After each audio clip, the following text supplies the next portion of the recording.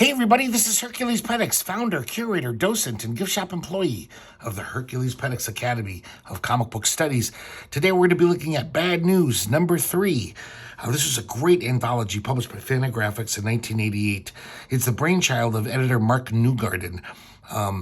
This was pretty much like getting all the raw artists, well, a lot of the raw artists, because Mark Newgarden knew a lot of those guys from going to SVA, the School of Visual Arts in New York City.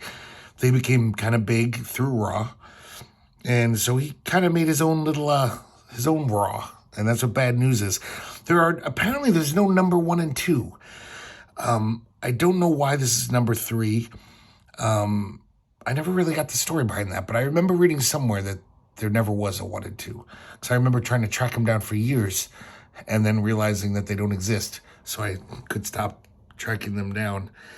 We start off with a great cover by McGuire, just another one of his crazy what the fuck is going on covers, pieces of art. Inside front cover by Kaz, really nice surreal drawing. Contents page is very well laid out. I think that's Happy Hooligan they sampled for these images.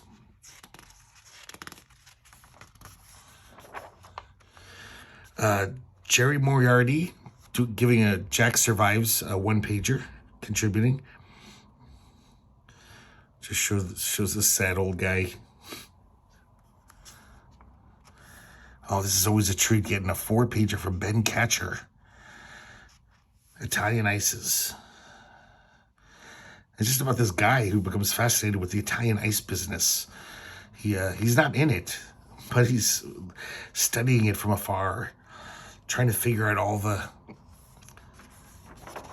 suppliers and how you get started and where's the best spot.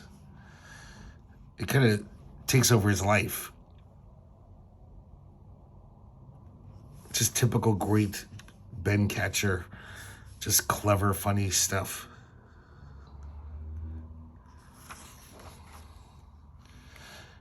His bathtub is full of lemon-flavored slush. He's trying to make his own lemon ice stuff.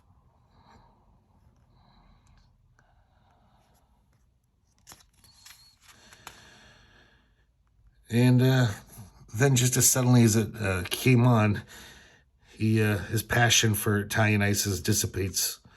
As the weather becomes cooler, so does his passion for Italian ices. But who knows, maybe next summer it'll come back. Here we have a great art Sikoryak, doing what he does. Kind of copying old comic strips and repurposing them. Just mimicking them exactly to tell his stories. So this is all about John Cage, the experimental composer, or avant-garde composer, I should say. Starts off with a little Ripley's Believe It or Not type pastiche. Go to this Easy Cigar tribute. And these are all just anecdotes from John Cage's life. And they're all pretty funny.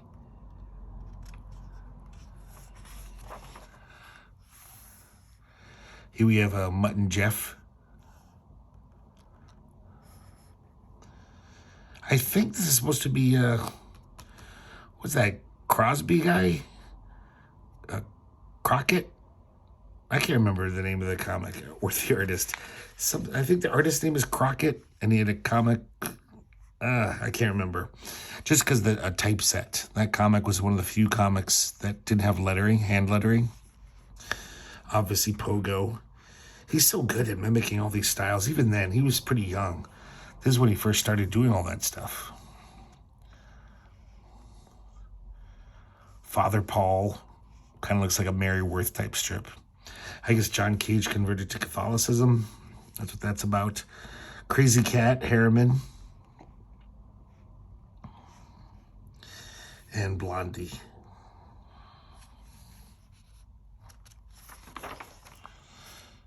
Prince Valiant.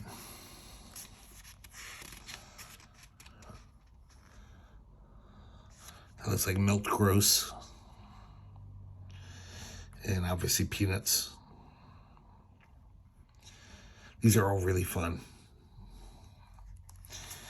Here's that guy, Jay Pulga. Let me double check on that. Yeah, it's Jer Pulga. And I don't know what happened to that guy, but he did many strips like this. Always very dark, tons of cross-hatching. You know, obviously very moody strips. And this is a very typical of his kind of, they're always kind of sad.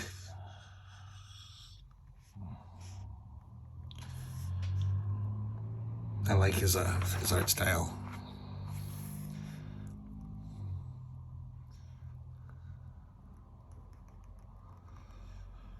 It's kind of a nebulous story.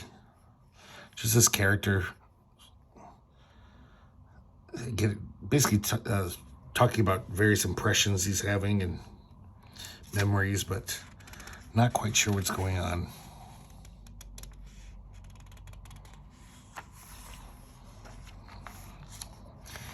And then the art totally opens up on this last page. Gets all wispy and light.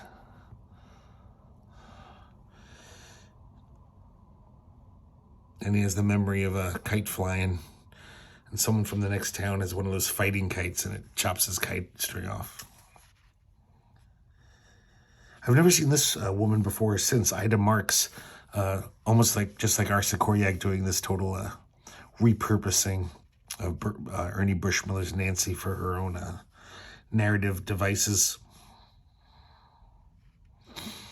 Nancy's at her father's funeral and she can't cry. But then she has a memory of her dad and she's laugh. It makes her laugh. And the last panel says, "I laughed at my own father's funeral."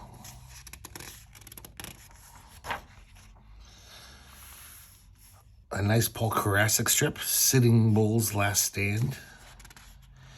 All using photo montage. Or collage, maybe, is the better word.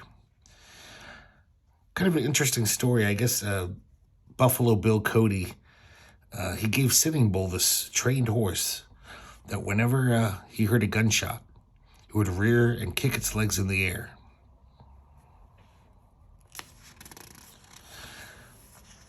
So he leaves Buffalo Bill's Wild West show and goes back to, living on the plains, living like a Native American.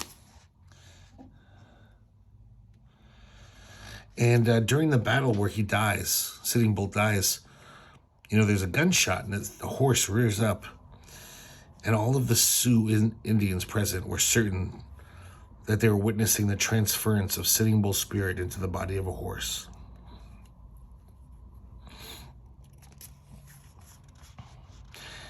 And 2 weeks later, Wounded Knee happened. So it was almost like the death knell of the Sioux. Once again, never seen or heard of this guy. Thomas B. Butcher. Obviously, he's not a great drawer. But this is pretty good. It's just a relationship comic, like an autobiography thing. This guy's thinking back on this relationship with this woman that he's crazy about. She keeps giving him mixed signals, saying various things that are sometimes like, "Oh, wow, she really loves me and wants to be with me." And then saying weird things like, after she gets back from a trip, she's like, "I'm surprised how easy it's been to be without you." Which is like, not something you want to hear, right? And she's still hanging out with her ex-husband. So it's just him, we've all been here, right? He's just thinking all these things she said to him, and he just doesn't know what the hell's going on.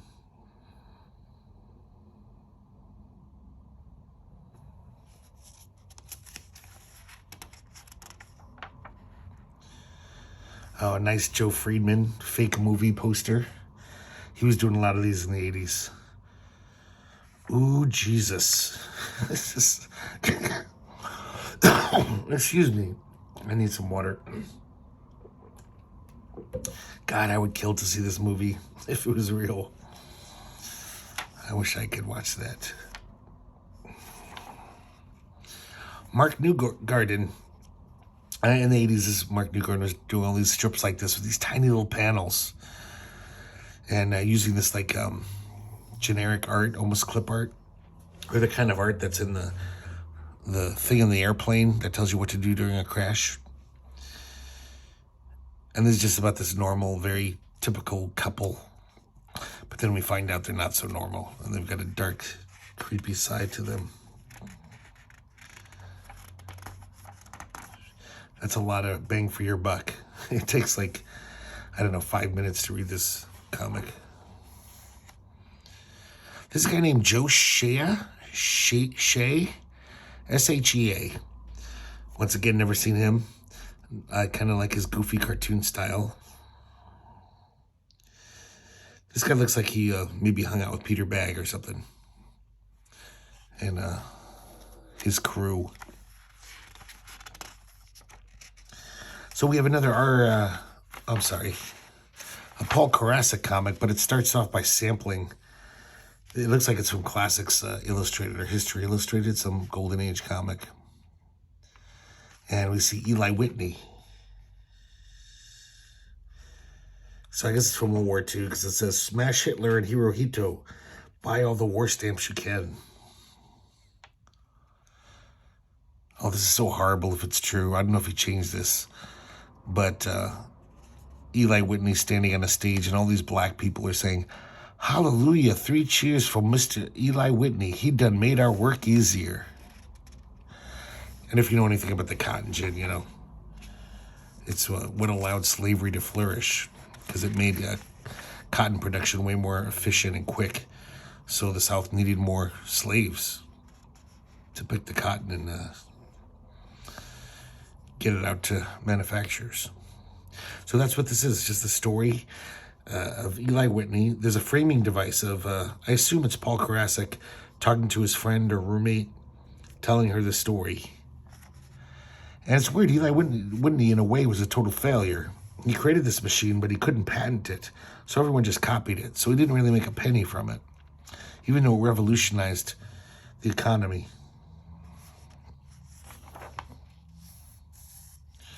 And then later on, he was the first guy to make a gun with, what is it, interchangeable parts? Which I guess was a big thing for guns. And, you know, making a factory where he divided production. Excuse me.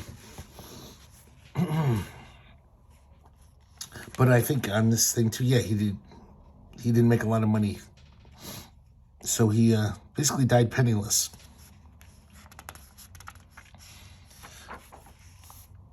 We have a nice Gary Panter one-pager, even though it doesn't make any sense really. William and Percy. It's like a gag comic, but it's no gag at all. It's just nonsense. This character's making all these hand gestures, and then he starts biting his foot, and the other guy walks away. Here we have Richard McGuire, probably most well known for his short story Here in Raw, an early issue of Raw. And he expanded that into a graphic novel decades later. But I think this is before all that. And this one, Want to Hear a Joke, is just him talking about his grandfather. All these anecdotes about his immigrant grandfather. Kind of good character observation strip. We have a nice Art Spiegelman sketchbook page contribution.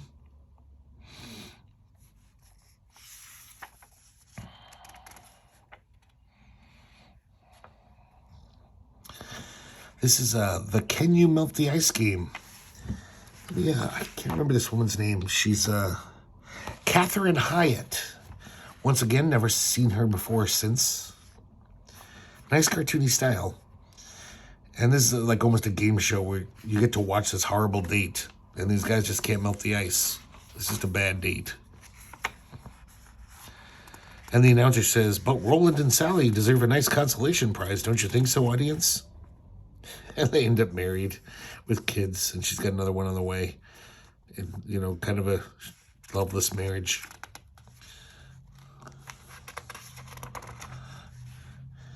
And here we have Glen Head, Belinda's Topless Go-Go Lounge.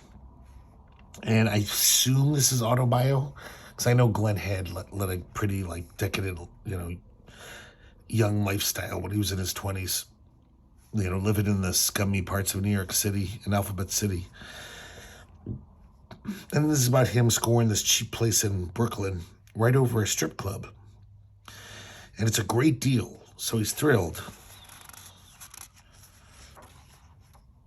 But it's not all it's cracked up to be. He's got to deal with the landlord who owns the strip club, Bob.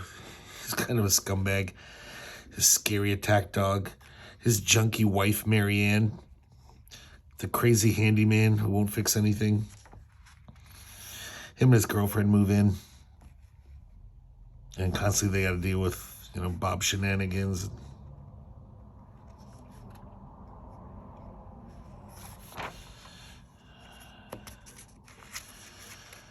I like the detail Glenn Head puts into his art. It seems like he does the work, but his style always leaves me cold. I just don't like his cartooning that much. I wouldn't say it's bad, though. It's just, I'm pretty sure it's my personal, it's not my personal cup of tea, but, because, I do admire that he really does, you could tell he's thinking, he's not hacking this shit out.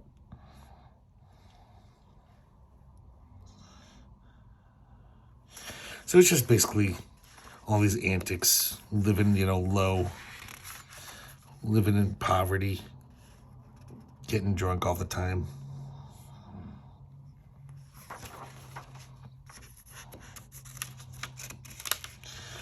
So finally the situation comes to a head and he gets kicked out.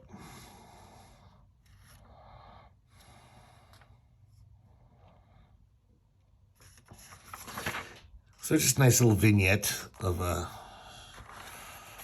the wrong side of the tracks lifestyle. Here we have one more one-pager from Richard McGuire, the Dot Man. And this guy goes crazy one day and just starts putting dots on everything. I think this is the story of Drew Friedman. And then he even dots himself, so he just kind of disappears.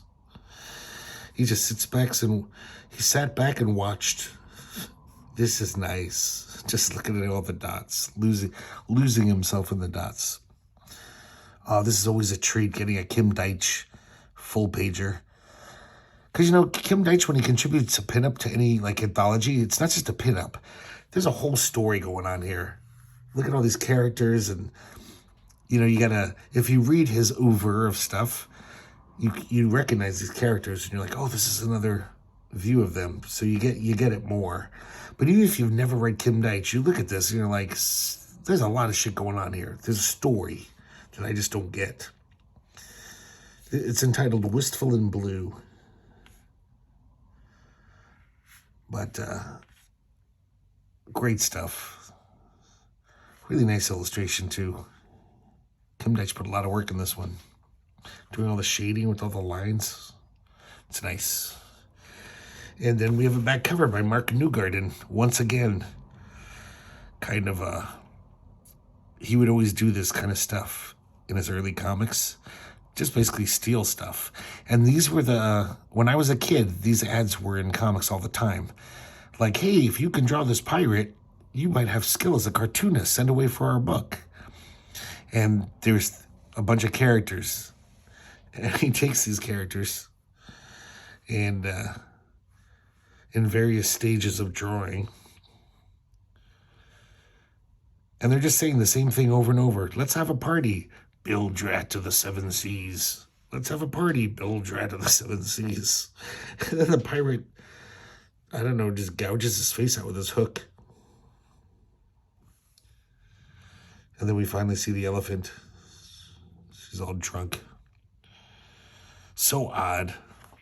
I don't know why I love this shit, though. There's something behind it that the thought process behind it I really like. So there you have it, an amazing anthology. I have no idea how hard this is to find. I don't think it's sold that well. But if you can find it, snatch it up. I mean, it's just an all-star of that time period. It's a snapshot of some of the best cartoonists working in comics at the time, who'd all go on to do much bigger things, of course. So I hope you enjoyed it, and I hope to see you here next time at the Herculespetix Academy of Comic Book Studies.